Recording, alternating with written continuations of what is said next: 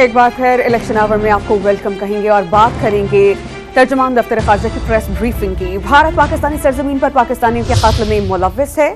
Secretary خارجہ Cyrus قاضی نے briefing کے دوران بتایا ہے کہ سیالکوٹ میں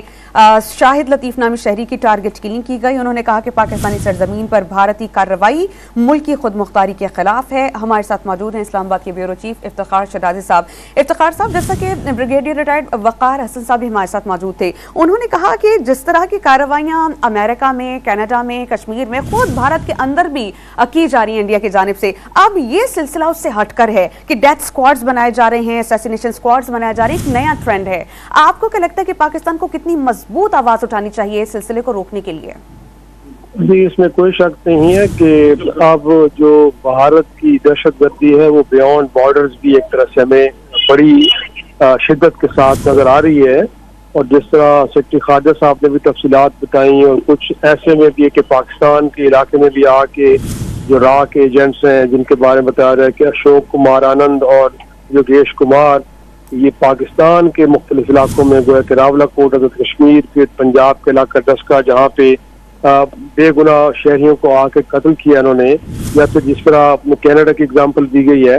اس میں تو کوئی شک نہیں ہے۔ افتخار صاحب، بہت معذرت کے ساتھ آپ کو روکوں گی، ہمیں ہما بقائی صاحبہ جوائن کر چکی ہیں، دفاعی تجزیہ کار ہیں۔ ہما بقائی صاحبہ، ہم نے پہلے بھی ذکر کیا، اب دوبارہ ذکر کریں گے کہ امریکہ میں، کینیڈا میں، کشمیر میں، خود بھارت کے اندر اور پاکستان میں بھارت جو کارروائیاں کر رہا ہے، عالمی سطح پر آواز بھی اٹھائی جا رہی ہے، تو کیا وجہ ہے کہ بھارت کے اہداف کو اس قدم نہیں اٹھایا جاتا؟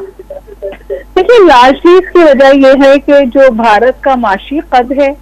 اور اس کی جو اسٹریٹجک کنورجنس ہے دیگر پاور سینٹر سے، اور پھر یہاں پر ساؤتھ ایشیا کی جو اس وقت سمجھے سیاست ہے یا جیو پولیٹیکل سچویشن ہے، جہاں emerging China, U S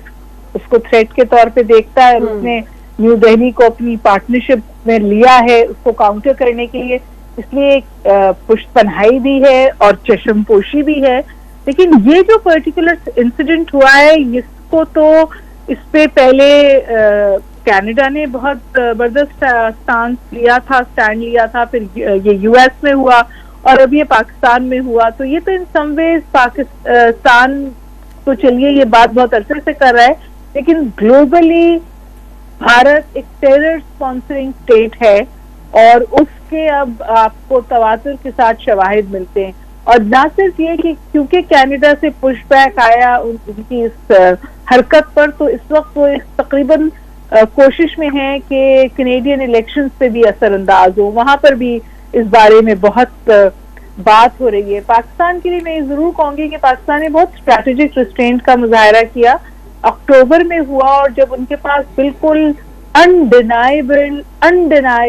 tangible evidence آئی کہ بھارت اس میں ڈائریکٹلی ملوث ہے، پھر ہمارے فورن آفس نے آ کے اس کو اوپن کیا ہے۔ تو اس وقت انٹرنیشنل کمیونٹی چشم پوشی تو کر سکتی ہے، لیکن یہ نہیں کہہ سکتی کہ یہ کوئی من گھڑت بات ہے، کیونکہ ہم بالکل ایویڈنس کے ساتھ پوری دنیا کے سامنے یہ صورتحال لے کر آئے، اور اس کی ٹائمنگ اور بھی خطرناک ہے۔ پاکستان میں الیکشنز ہیں،